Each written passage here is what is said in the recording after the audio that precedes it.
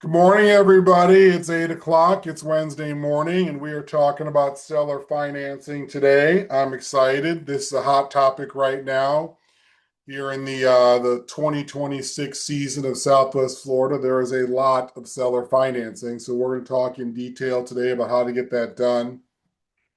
For those of you that have been on Zoom calls with me before, you know, of course, that my name is Sam Saad.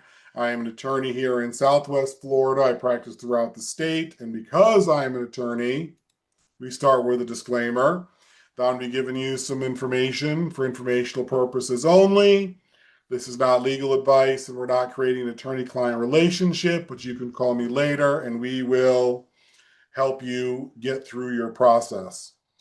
A little bit about me and the firm, of course. I've been an attorney for over 20 years. I serve on the Florida Bar, Florida Realtors Joint Drafting Committee, drafts the FARBAR contracts. Serve on the NABOR Legal Resources Committee, drafts the NABOR contracts. And those are the contracts that we're going to be talking about today as we go through seller financing. Before we dive in, however, I want to point out that I do have a title company for all your real estate closing needs.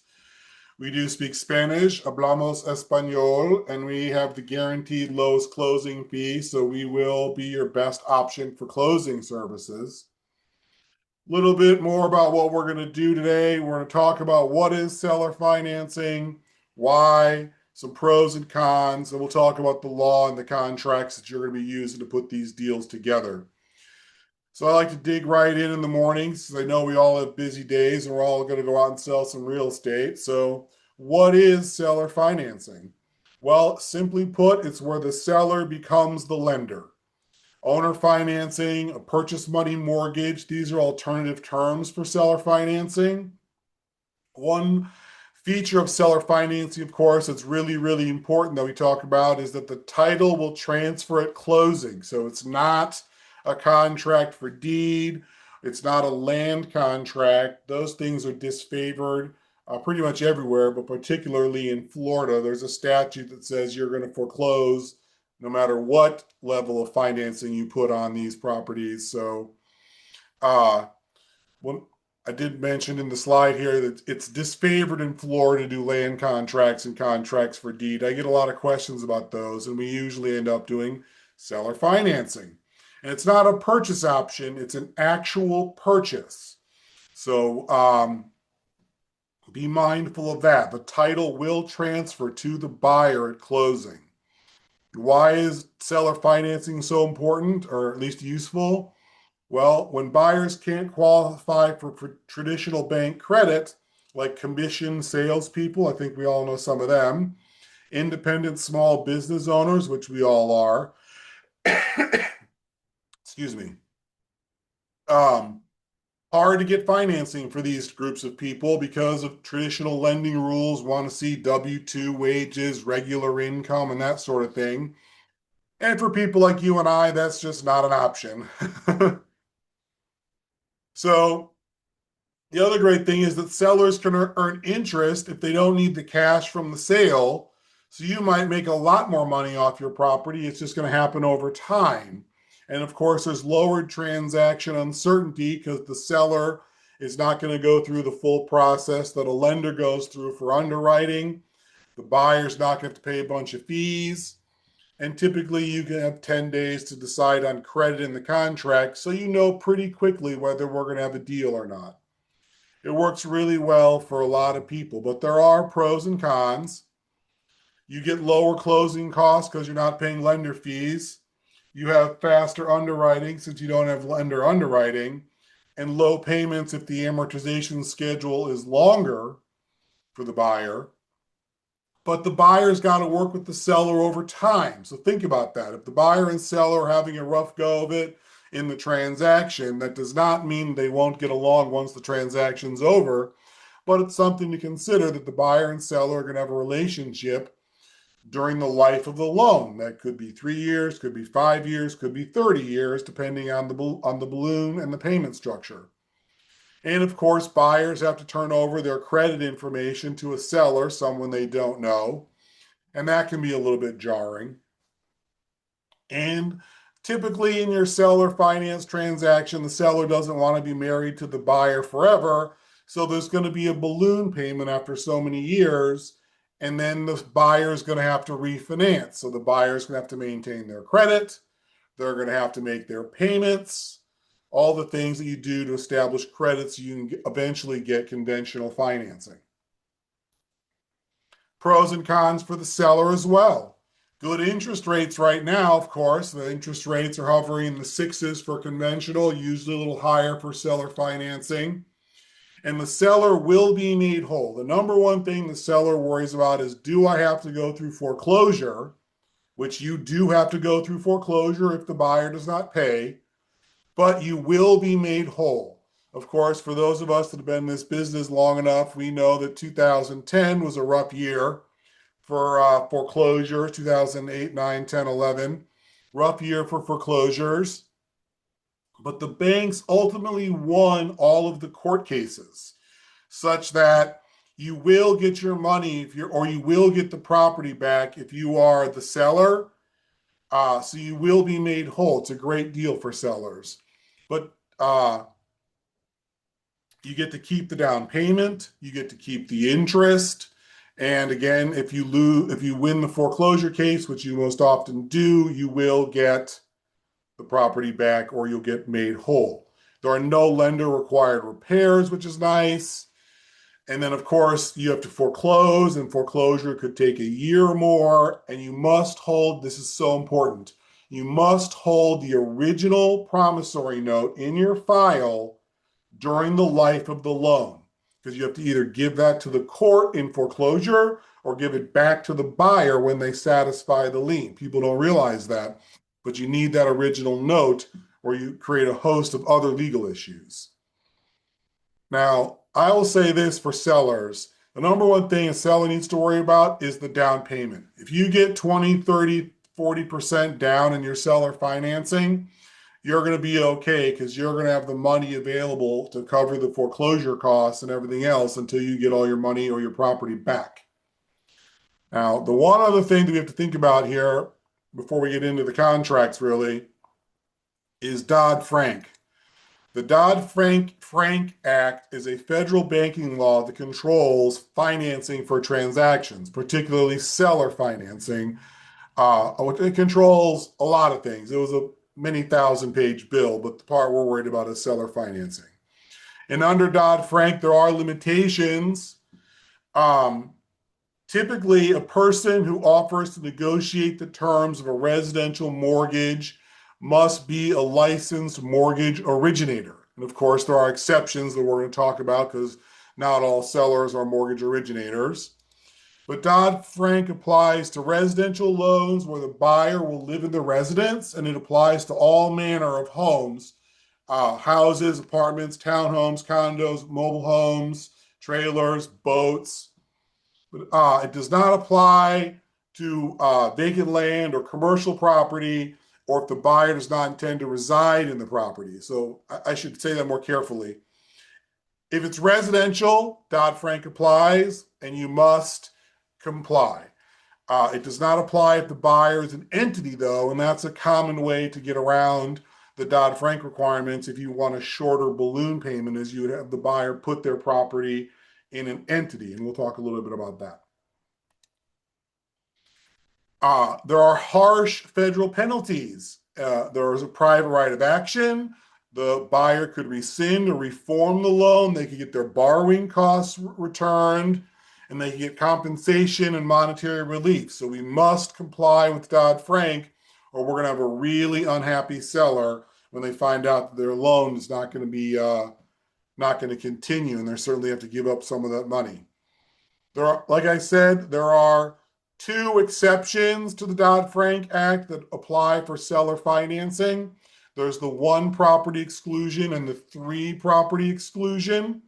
We're going to go through these in detail because they're so important and they're spelled out in your NABOR and FARBAR forms. First of all, the 1 property exclusion. When the seller has not sold their own property with financing in the previous 12 months, then they can they can get into the one property exclusion to Dodd-Frank. The seller has to be a natural person, an estate, or a trust. You cannot make a loan out of an LLC, so that's an important feature. Again, you can only do this once every 12 months, and you must own the property you are selling that will be secured by seller financing. So think of it, it's exactly what it sounds like. I own this house, I'm selling it to you for so many dollars, I'll finance a portion of it. And you cannot have been the builder of the property. And then, of course, there are specific requirements for the loan. It cannot have a negative amortization feature, which means that when you make a loan payment, the amount owed must go down, cannot go up. And you think that sounds crazy, but there are negative amortizing loans out there where you're just trying to do fix and flips or things like that. And this is not the right product for those types of deals. It cannot have a balloon payment due in less than 5 years. That's 60 months of payments. That's a big deal for sellers. It's going to be a 5-year relationship with that buyer. And it must have a fixed rate of interest or an adjustable rate that doesn't adjust until after 5 years. And the interest rate cannot increase more than 2 points over a certain period. If you do qualify for the one property exclusion, however, the seller does not have to comply with the ability to pay rules, which means you don't have to do a financial analysis of your buyer. This is very useful when you're loaning money to a child for their first home. Maybe they're buying the family home from mom and dad, or the vacation home from mom and dad. They're going to come down to Naples and make a go of it, and they're going to buy out mom and dad so they have a place to live. Things like that. But you would not have to determine their ability to repay the loan under the one property exclusion. Now, any questions under the one property exclusion before I switch to the 3 property? Patty's asking, does the requirement for the seller not being an LLC always pertain to vacant or commercial property? No, Patty. Vacant, vacant is not helpful. If it's residential, then Dodd-Frank applies. If it's commercial, Dodd-Frank does not apply. Other questions about the one property rule? Okay, let's talk about the 3 property rule. You're going to use this less often, but again, the seller must be a natural person. They cannot have done this more than 3 times in a year. They must own the property that's being sold, and they cannot be the builder. And if they do the 3 property rule, that'll be anything more than 1 property in a year under seller financing, then you do have to comply with the ability to pay rules, which means you're going to analyze your borrower's credit and make sure that they can comply and make the loan payments. Again, there are rules. The loan must not have a negative amortization feature, cannot have a balloon payment within the first 5 years, must have a fixed rate of interest, or if it's adjustable, it can't be for the first 5 years. And then you have to comply with the ability to pay rules, which means you have to make a good faith effort to determine that the borrower has the reasonable ability to repay the loan. So you're going to look at W-2s, you're going to look at bank statements, tax returns, and you're going to say, can this buyer pay this loan back to me, or am I going to end up in foreclosure? And then you have to make a decision.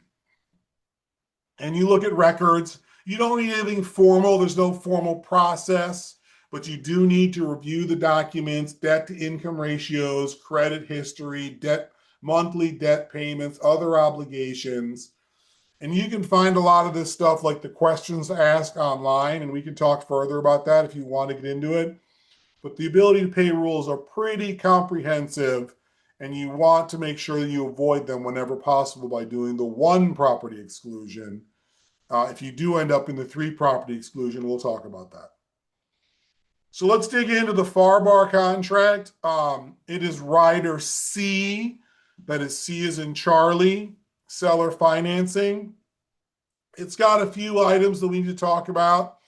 First of all, it does not have a time frame for the buyer to provide financials and the seller to approve or decline financing.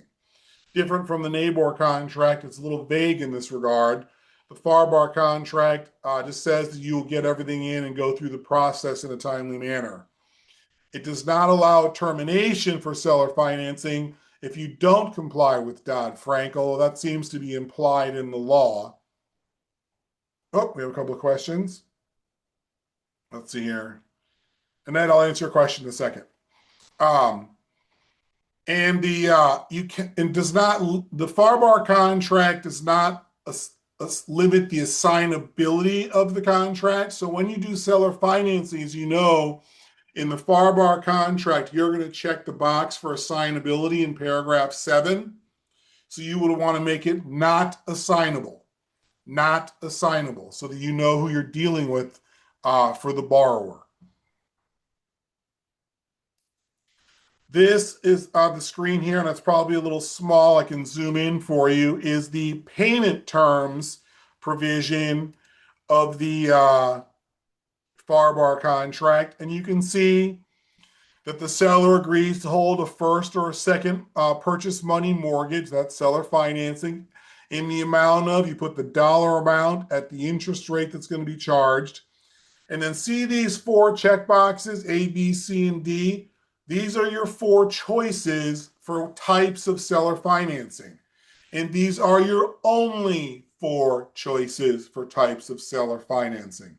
If you want to get creative, then we get outside of Dodd-Frank and we have to form the buyer's LLC or trust or something so that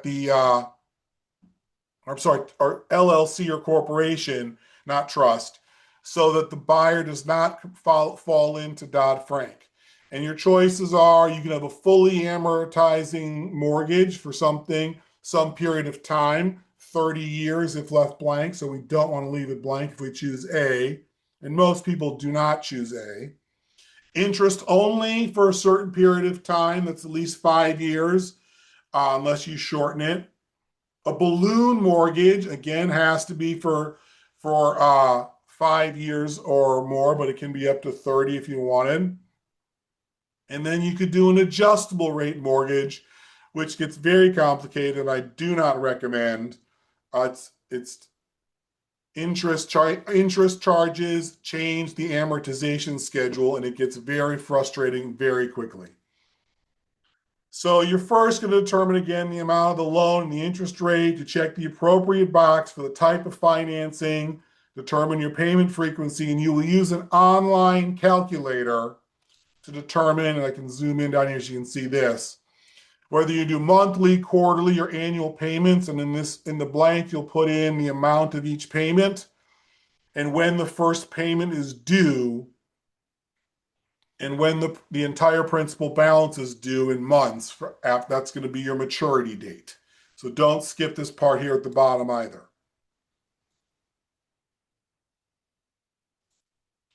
So a few other notes about the FARBAR note and mortgage terms that you need to be aware of.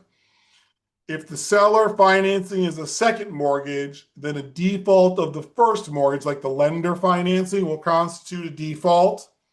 There's no prepayment penalty, so you can pay off your seller financing at any time. If the buyer sells the property, they have to pay you off completely. The buyer has to keep the property insured and keep the seller as an additional paid insured, which is typical of any finance transaction. And then the seller can only require certain clauses and insurance coverage that typical lending institutions would provide, so sellers can't get too creative. And it has the grace periods, the lien has to stay in good standing, which means you got to pay your taxes, your association dues, pay your contractors, things like that. And then, of course, if you're going to do a personal property involved, you'll need a security interest, and that also gets quite complicated in terms of getting a security interest recorded.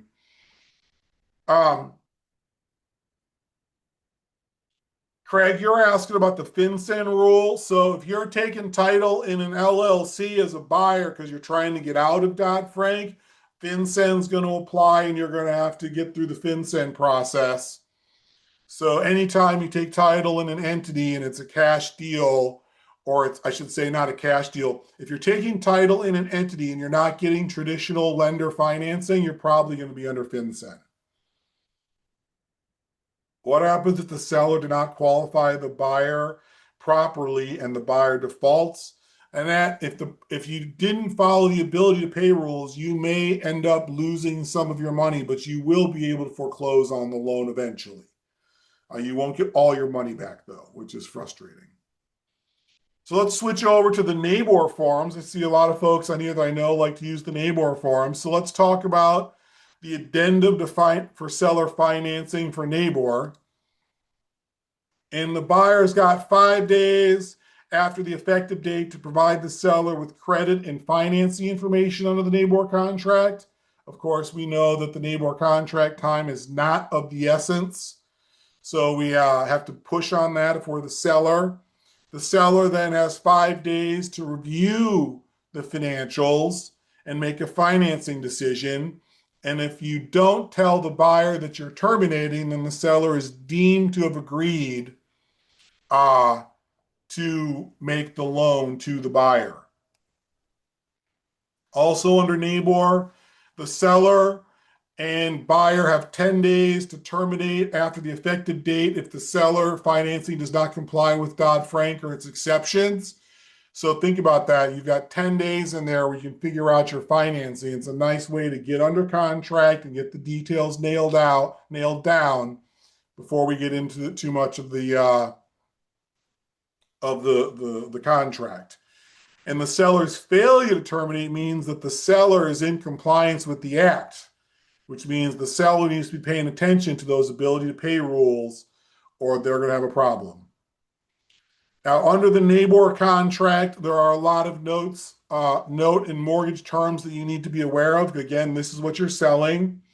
Like, similar to FARBAR, the seller financing, if it's a second mortgage, then a default of the first is a default of the second. There's no prepayment penalty under NABOR. If the buyer defaults, then the contract allows for acceleration of the total amount due. Again, you have to keep it insured. You have to have terms in the note and mortgage that are not onerous or not, or they must be customary. And NABOR provides for the late charge of 5% if the buyer is more than 10 days late. Excuse me. The mortgage will contain a due on sale clause, which is similar to FARBAR. And the buyer pays for the preparation of the documents. They pay the intangibles tax. They will pay the recording fees. So like in my office, we would charge the buyer a small fee to prepare their loan documents. And that will be a buyer expense. NABOR's terms, you have to determine the principal amount. You determine whether it's a first or a second. Determine the interest. Determine how long it's going to be. Now, the NABOR contract, you need to read this carefully, the NABOR the seller financing. Here in the middle, it says, the mortgage is second, a default on the terms of the first shall be a default of the mortgage. And then it says here, interest shall accrue on the outstanding principal balance due under the note at a rate of, and there's a blank, this is your interest rate. It goes here. For an amortized term of not fewer than, this is your amortization period. So this is probably going to say 30 years or 15 years. Then you say the loan will, and you check the box, balloon so many months after the closing date. Again, it's got to be at least 60. That's 5 years. Or check the box for no balloon feature, and then the loan will amortize for the full amount of time that you put in the term for the loan. And then it says the buyer shall be personally liable. They're going to make monthly, quarterly, semi-annual, annual payments. You check whether it's going to be principal and interest or interest only. So it's fewer choices under NABOR than FARBAR, but they're all in compliance with Dodd-Frank. And frankly, the NABOR form is a little simpler and easier to put together than the FARBAR form. Few other issues. Do you want escrows for property taxes and insurance payments? Typically in seller financing, you're not going to do an escrow. You're just going to make sure it gets paid. You're not going to do limitations on prepayment in almost any case. You can, but you typically would not. And then the other issue that comes up is if the seller owes money for financing, then you must pay it off. You cannot do seller financing if the seller is not going to pay off their mortgage. I know that some of you are saying, why not? You can just make the payments, but there is the title transfers at closing in a seller finance transaction, which means that the seller is going to pass title to the buyer and trigger the due on sale clause in the seller's mortgage. So the seller's mortgage has to be paid off at closing. Any questions about that? That's a very important point.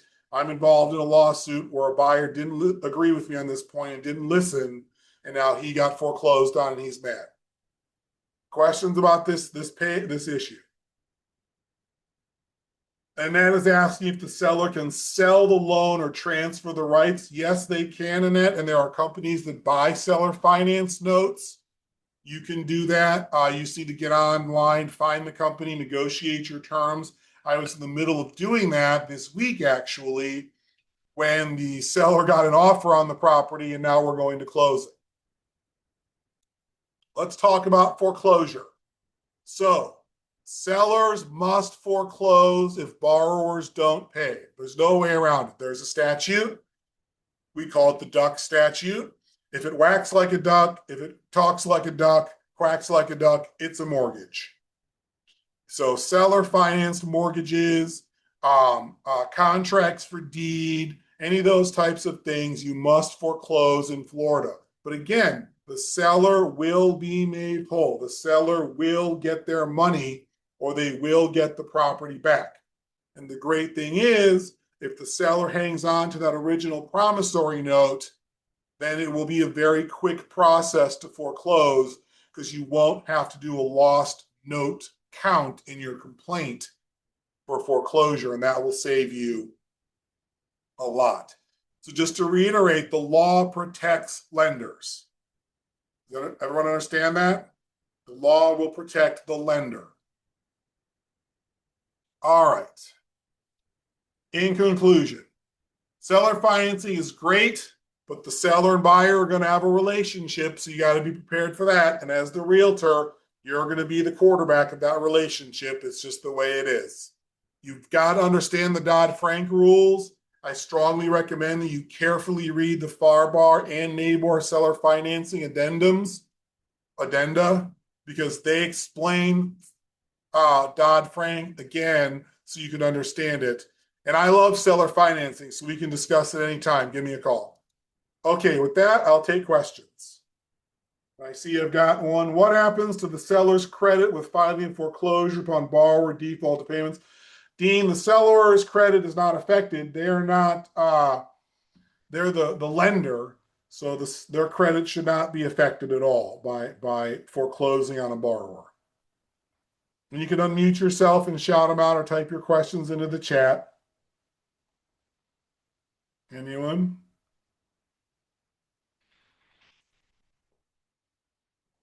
No one. I did such a good job. Everyone understands seller financing. No one has any questions. All right, Mr. O'Rourke is giving me the thumbs up. Oh, wait. Carrie, how does it work with due on sale cannot be fulfilled at closing? Oh, you're talking about, Carrie, are you talking about if the seller's mortgage can't be paid off at closing? Then you can't do seller financing. You will cause a massive problem. Ellen, great question. What is a typical down payment? The answer is as big as you can get. At least 20%, at least 20, probably 30 or 40 is better. Why? you need to cover the cost of foreclosure, which can run anywhere from $5,000 to $20,000, depending on how hard the borrower fights. So be very cautious about getting a good down payment. Dean, what are the average closing costs for seller finance? Well, that's the great thing. They're very low because you're not paying bank fees. You'll have your prepaid interest, you'll have your prepaid insurance, you'll have $400 or $500 for loan documents, and then just typical closing costs. It's much less expensive to do seller financing than lender financing because there's no lender fee, there's no origination charge, there's very little credit or anything like that. Richard, you had a question? Sam, real quick, does your office prepare like addendums to seller financing at all? Any addendums pertaining to that, or do Yes, you also service we do all that or work. Oh, Yes, you we do? do. Okay, We do great. all that work. Thank you, sir. We prepare the financing documents. We'll help you prepare the addendum. We'll help the buyer and seller understand the transaction. Okay. There's no special requirements for international buyers. They would just have to comply with the ability to pay rules if they didn't meet the one property exclusion or the three property exclusion. Well, three property they got to do the ability to pay anyways. That does get a little harder for foreign buyers because they got to show credit, and that means we have to understand how the foreign country handles credit. It's not like the United States in most places. Other questions? Oh, Craig, yes. During the term of the loan, what if the buyer allows the property to go to pot and decrease the value? Craig, you can put collateral protection in your mortgage, in your security agreement. And if the property does have a problem, then that could be a default that the seller could cause the buyer to go into foreclosure. Jonah, you're asking about acquisition companies. What do you mean by acquisition companies? You mean by companies that want to come in and have you finance the property or finance the transaction? Jonah? Yes. Oh, those people are usually fraudsters. Stay away from them. That's the short answer to that one. Are there any disclosure requirements MLS advertising? Yes, I believe, Carrie, in MLS, and if someone knows MLS better than I do, feel free to unmute yourself and chime in. I believe that when you have options for financing, and one of the choices is seller financing. Tina, is this option happens a lot? What percentage? I'm getting about one seller financing deal a week right now, Tina. There's a lot of them. Wow. Yeah, there's a lot of them right now. It's just the interest rates and the lenders are all discombobulated, with everything that's going on and interest rates moving around. So seller financing is very popular right now. All right, it's a little after 8:30, everybody. We have one more question from Annette. If the seller has a mortgage, does he need to inform his lender he's going to sell his property? No, Annette. You have to pay off the seller's mortgage. There is no notify the seller's mortgage company of seller financing and a transfer. That triggers the due on sale clause, and then you end up with the seller in foreclosure. Cher, what's the average interest rate for seller financing right now? A few points over the bank rates, usually, maybe 1 or 2 percentage points over bank rates. All right, everybody. Thank you so much. I really appreciate you tuning in today. We will get back online soon. Thank you.